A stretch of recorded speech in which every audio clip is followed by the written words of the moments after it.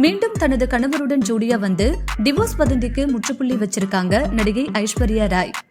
பிரபல பாலிவுட் நட்சத்திரங்களான ஐஸ்வர்யா ராய்க்கும் அபிஷேக் பச்சனுக்கும் கருத்து வேறுபாடு ஏற்பட்டு 2 பேரும் பிரிந்து விட்டதா கடந்த சில நாட்களாகவே செய்திகள் தொடர்ந்து வெளிவந்து கொண்டிருக்கு. இதனால ரசிகர்கள் எல்லாம் அதிர்ச்சி அடைந்தாங்க. ஆனா இது குறித்து ஐஸ்வர்யா ராய் மற்றும் அபிஷேக் பச்சன் தரப்புல எந்தவித அதிகாரப்பூர்வ தகவலும் வெளியாகல. இவ்ளோ கான்ட்ரவர்சி போய்கொண்டிருக்கும் நிலையில ஏன் இது குறித்து 2 பேரும் வாய் திறக்காம இருக்காங்கன்னு சொல்லி பலரும் கேள்வி எழுப்பிட்டு வந்தாங்க. அதையடுத்து ரீசெண்டா நடந்த ஒரு நிகழ்ச்சியில ஐஸ்வர்யா ராய் தனது ஃபேமிலியோட கலந்துகிட்டு வதந்திக்கு முற்றுப்புள்ளி வச்சாங்க.